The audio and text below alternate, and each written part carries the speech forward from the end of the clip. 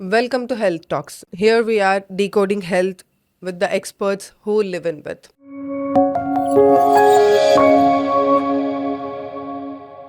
Today's guest, Dr. Apsia Ruhi, who is a specialist endocrinologist. She is here to help people to understand the power of hormones in everyday health. From diabetes to thyroid and PCOS, she is here to simplify what's complex and share real practical steps to stay balanced and healthy. Let's dive in and learn how small life changes can make a big difference. Welcome, Dr. Apsia Ruhi. Thank you so much for this introduction, Ms. Shanas. Let's start our discussion. So, what made you choose endocrinology? What are the things you understood about hormones and which pushed you to take this specialist? Yeah, the first main reason for the endocrinology is that endocrinology is a branch which covers most of the organs of our body as well as in every phase of our life. For an example, suppose the newborn is there. So we deal with congenital adrenal hyperplasia, which is related to the adrenal glands where the child suffer. Then if going to the childhood phase, we deal with growth issues, tall stature, short stature, pubertal issues if there is delayed puberty or early we call it as precocious puberty, and important phase again reproductive phase, diabetes, thyroid, hormones imbalance, irregularities in menses, and pregnancy, infertility.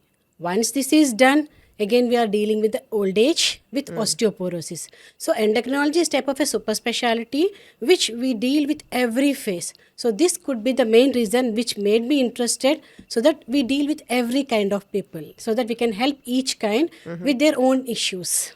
Okay. So, even though it's 2025, people are not still aware how thyroid functions. And it's not a disease, it's a hormonal condition. You understand better.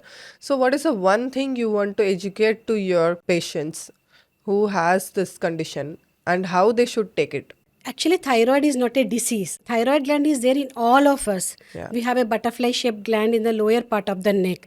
The thyroid gland is expected to give the thyroid hormones. This thyroid hormone production can be abnormal, sometimes could be on the lower side, sometimes could be on the higher side, which we deal and give the treatment appropriately.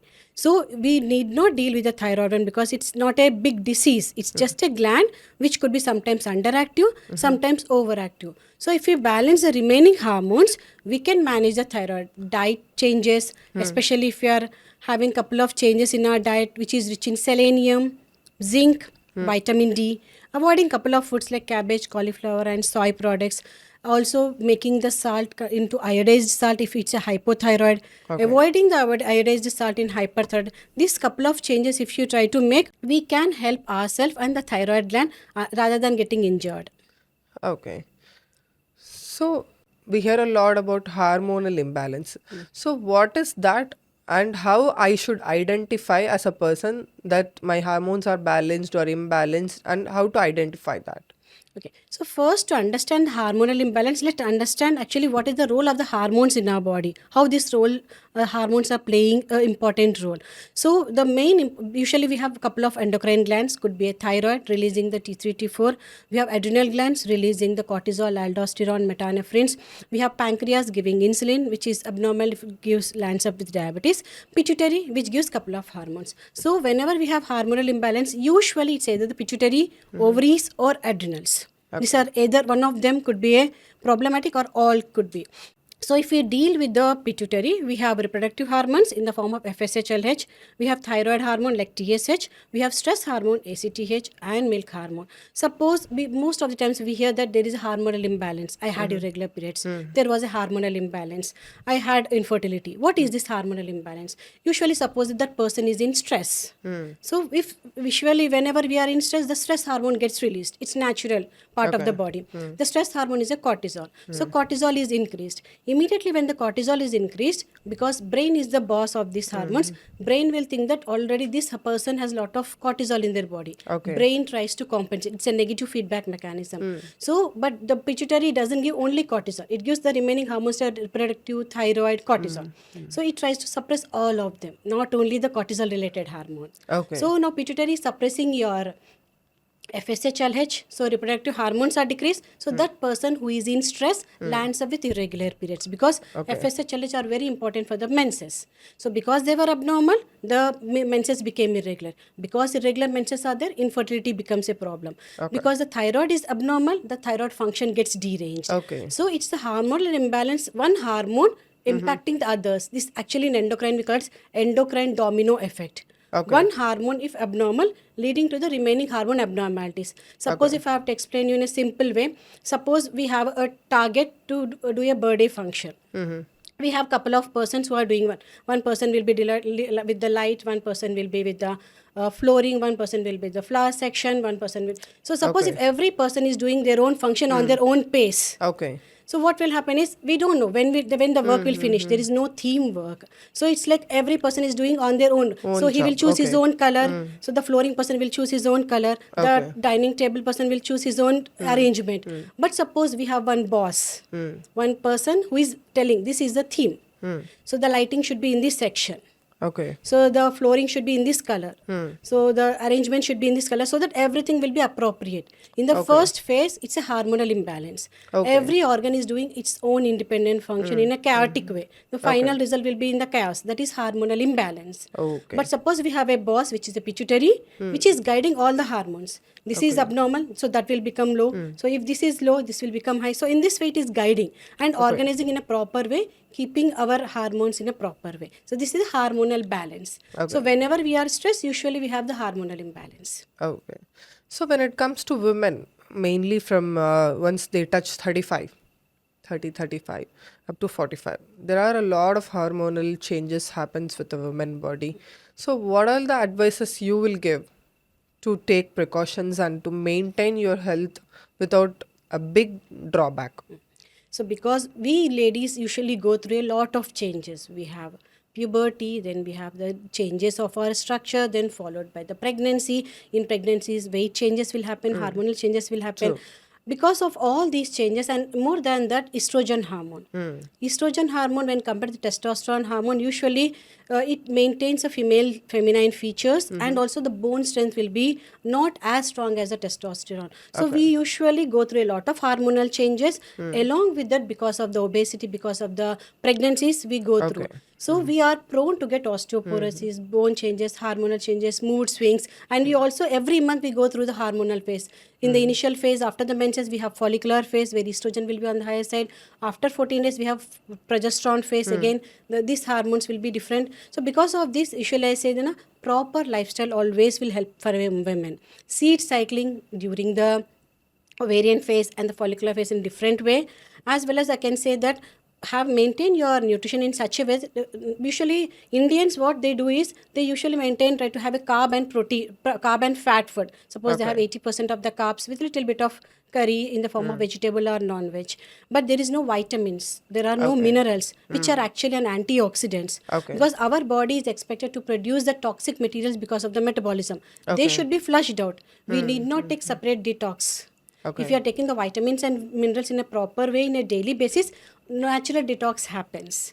So if you are maintaining the natural detox, maintaining a weight, never allowing it to become obese, and maintaining little bit of changes during the hormonal phases, especially the lifestyle, yoga, workout, it really helps. And in the end phase, after 40, everyone is expected to take calcium and vitamin D supplements. Okay. So PCOS, thyroid, and insulin issues seems so common now, right? Especially from young women to children itself, it starts these days a lot of changes in the health. So what is the one thing you would suggest and why it is happening? So usually what happened is the PCOS is very common. Now if I can say that the prevalence is approximately 30%. In a simple way, out of 3 women, 1 woman has the PCOS. What is the reason for that? First, the main basic reason is because of our weight, lifestyle. In previous generation, in the childhood, we never were obese because after coming from the school, usually we go out, we play. So the calories used to get burnt. Nowadays, because of the latest generations, because of the mobile, the kid after coming from the school, they don't get bored. Continuously, once they start 24 hours, even if they watch the mobile, there is nothing which gets bored, because every time the screen changes, Okay. because of which the weight goes on increasing, and we end into the pubertal phase with obesity. Once what is happening is, once we are into obese phase, so it means the fat cells are increasing. Okay. The fat cells are actually not inert, they just is not a fat cell. It Okay. usually release lot of hormones. The main important hormone is the leptin. Okay. Leptin, suppose if this is there, this is actually hormone. Once the fat cell increases, more leptin is there. Leptin is a telling the hormone which tells stop eating. So Okay. now the calories are excess in the body. Now you just stop eating. This is the hormone which tells us. But what is happening is, there is increased leptin. It is expected that this leptin increase will go to the pituitary, and pituitary will step.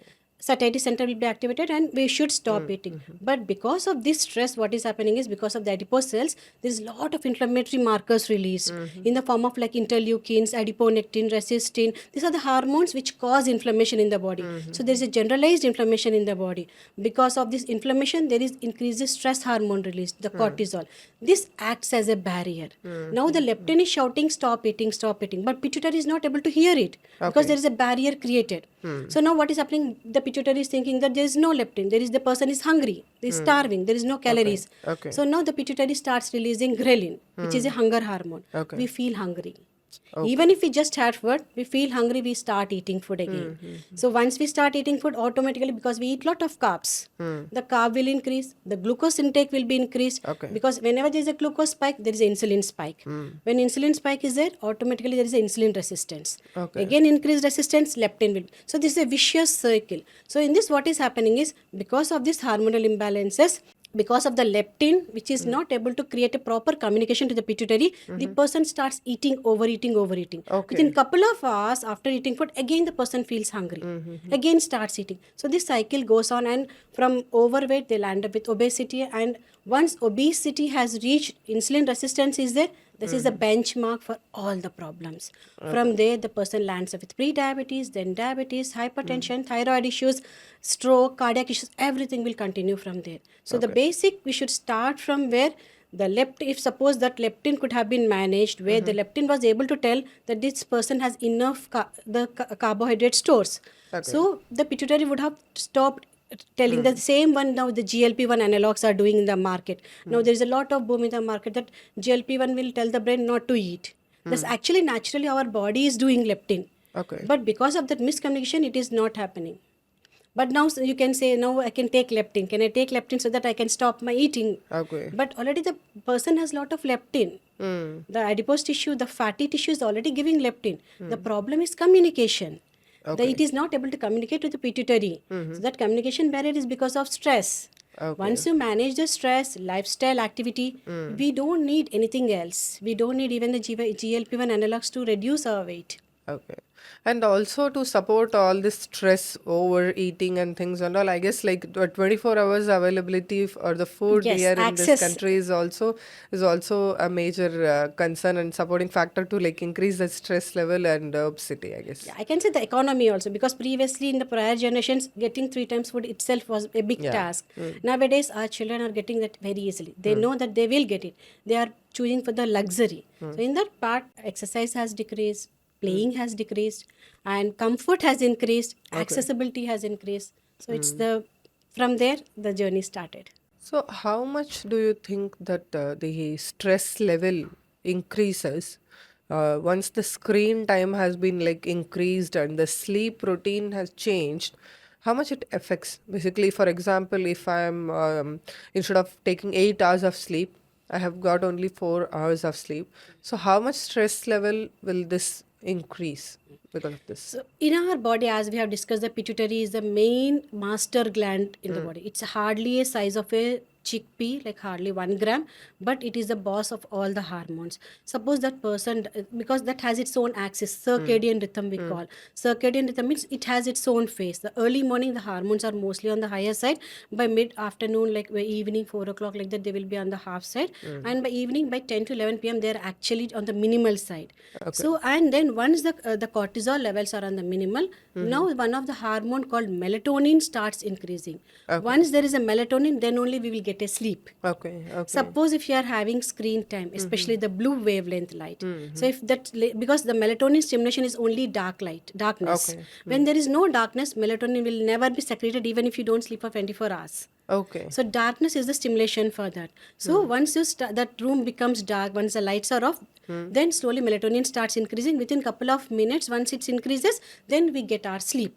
The Okay. cortisol will be on the lowest, melatonin will be on the highest, and we sleep. Then next day, maybe by 6 a.m., 7 a.m., again the melatonin will start decreasing, cortisol levels rise. Once the cortisol is at the peak, we get up. So this is how it is happening. Suppose because of the shift timings, because of the mobile watching, because of the extra work, project work, we usually keep the laptop on, screen on, lights on will be there. So because of this, melatonin is never released. There is no melatonin. Obviously, the cortisol continues. So from whole day, from the morning, cortisol is already working. It needs its rest so that it can again get up freshly next day morning. But there is no rest for the cortisol.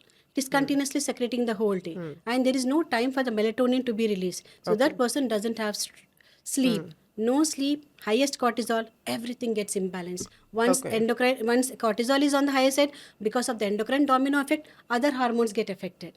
So the frustration, irritation, irritability, easy fatigue, short-temperedness, weight gain, mood swings, skin changes, all will start. And for example, if someone is facing health concerns because of obesity and all, and by get motivated via Instagram reels and things and all, they suddenly start doing impulsive like weight treatments and goes to the gym and does a lot of hard workouts over there and things and all. So how do you think that this will also be like increase the stress level? Do you think that is also a factor? Yes, surely, because it's not one day treatment. Here, this is the entire life journey.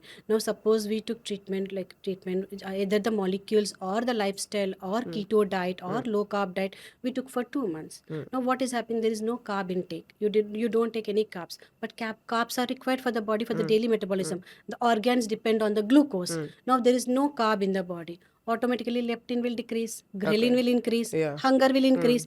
We have lot of cravings. We cannot control our cravings. Okay. So we struggle for a couple of hours. We try to manage. We drink fluid. We drink some water. But it couldn't be. At some point of time, we couldn't. We just break that and then we start eating Okay. like voraciously. Then again, there is insulin spike, glucose spike, insulin resistance. So it should be in a proper way. So have proper meals with low carbohydrate, high protein meals with a little bit of fat portion. Okay. Maintain it so that slowly leptin understands what is happening. The main culprit for all our obesity and PCOS insulin resistance is leptin resistance. Once leptin resistance is modified, insulin resistance decrease. Once this decreases, the PCOS, all the pattern improves. So if you do only few days, the small changes in the leptin ghrelin will happen. But finally, again the hormones come back and they play their role. So we should be in a way that we'll slowly understand the hormones that, okay, I need this time, this food I'll take, this much of calories I'll be increasing. So this much of insulin is expected to be increased. And that's how slowly I'll try to burn these calories. So if we make our body understand, so rather than going against the hormones, let's play with the hormones, let's understand the hormones and let's modify our diet in that way. So and also like when it comes to like autoimmunity, which is a new thing coming up, most of the people are having. How to identify this if I'm gonna get a thyroid condition? So do you think and do you suggest to take the patient to take this test as well as an identification how the person got this condition? Yes, because what happened is previously, usually most of the doctors used to do only the thyroid panel as T3, T4, TSH. It is just a panel which helps us to understand how much thyroid is functioning and how much we have to give externally. So that the person's metabolism, because thyroid is a hormone of metabolism, mood and energy. So we need certain amount of production based on the body weight, based on the person's metabolism. Even if we all have the same thyroid gland, but the production from the thyroid gland, the hormone production is not same. Okay. For the person's body weight, for the person's metabolism, the hormone secretion changes. Suppose for your body weight, we have some approximate 1.6 mics per kg. We calculate and do. Suppose if the person is already hypothyroid, means the body is not able to give enough hormone. So we are supplementing from outside so that the person's metabolism gets balanced. But this is only for the point of view for the dosage change. Okay. But if you want to know that if you have any, what is the reason for your hypothyroid, why your thyroid is not able to function, you have to do the entire panel. The entire panel includes the free hormones T3 and T4, TSH, and antibodies in the form of thyroid peroxidase antibody and thyroglobulin antibody. Because hypothyroidism sometimes can be transient, especially in the post-infections like subacute thyroiditis. This person start the medication because the TSH will behave, but unnecessarily they use for whole life. But they don't need it. It's just a temporary phase where for 6 months to 2 years they need medicine because the thyroid is already hurt. Okay. They need some help because the thyroid needs some healing. So we give the supplements, we make the thyroid heal, and then we stop the medication. But for a person who is using for years, probable diagnosis is autoimmune thyroiditis. But we need to confirm it. That confirmation is only by these antibodies. These antibodies are auto-antibodies. It means usually we have something sensor in our body where it will detect that this is our own cell, this is a foreign cell. Once it's a foreign cell, it kills it. Own cell, they don't do anything. This is a normal mechanism, immunity. But sometimes for few persons, this will be missed and the body starts attacking their own organs. Okay. So this is called autoimmunity, self-destruction. So now for the Hashimoto's thyroiditis, the persons, the body is releasing antibodies like TPO and TG, which are actually the thyroid peroxidase and thyroglobulin as a natural content of our thyroid gland. They are the enzymes which help to convert iodine in the diet to that of the thyroid hormones, because iodine is a raw material. It needs to be converted to T3, T4 inside the organ. It needs some enzymes. So those enzymes are the TPO and TG. So they help, they take out the iodine, they multiply, they do some oxidation coupling, they make it T3, T4. Now these enzymes are destroyed by your own body. So so because there are no enzymes, iodine is not converted. Because iodine is not converted to T3, T4 is not enough. The person is having low T3, T4, because of which the person is landing up with hypothyroidism. So we are at our end of our podcast. This is my last question to you. So if you could suggest just one lifestyle change which would lead to better hormonal health, what would it be? Suppose, because we have said that a lot of things are there, exercise, weight, diet, lifestyle, fruits, vegetables. In all of this, the main important factor is sleep. Okay. So if you maintain that 7 to 9 hours of not any time sleep, it should be a midnight sleep. Okay. So especially after 11 p.m. to that of 8 a.m. Between these hours, we should have our 7 to 9 hours sleep. So I'll tell you how it will help. So once you are sleeping by 11 p.m., you shut down everything and your brain is shut down. So once this is done, the cortisol automatically shuts down. It takes some rest. So the brain axis starts again repairing itself. Then melatonin rises. We get our sleep, we get our energy. Then immediately once this is done, the growth hormone is released. Growth hormone is essential even for us adults for the repairing of the cells, because every day there is 5 to 10% of the cells turnover will happen. Old cells will die, new cells will recover. So that recovery, repairing phase will happen. Once this is done, because of the endocrine domino effect, cortisol is normal, growth is normal, the thyroid, the prolactin, the remaining, the reproductive hormones, they again come in a phase. Because of this, because you have a proper sleep, you get up early morning fresh. If this is disturbed, even if you get up with a proper 6 hours sleep, you feel that early morning the need in sleep is not enough. You have fatigue, you get like irritation, insomnia feeling. So once you have a proper sleep, you get up very fresh. You start your day with a proper workout, proper exercise, and the calorie in and out balanced, and there is no imbalance anywhere. So there is no hormonal disturbance, there is no leptin resistance, there is no insulin resistance, no PCOS. This all are sorted out with one simple solution. Thank you, doctor. Thank you for coming today and giving us a lot of tips and how to make our hormonal imbalances and how to lead a healthy lifestyle. You have given us a lot of inputs today. I'm happy to have you here, and I hope next session also I will conduct with you, inshallah. Thank you so much, Ms. Shehnaz and your team. This is a great one because a lot of people have so many issues, but they don't have information what to do.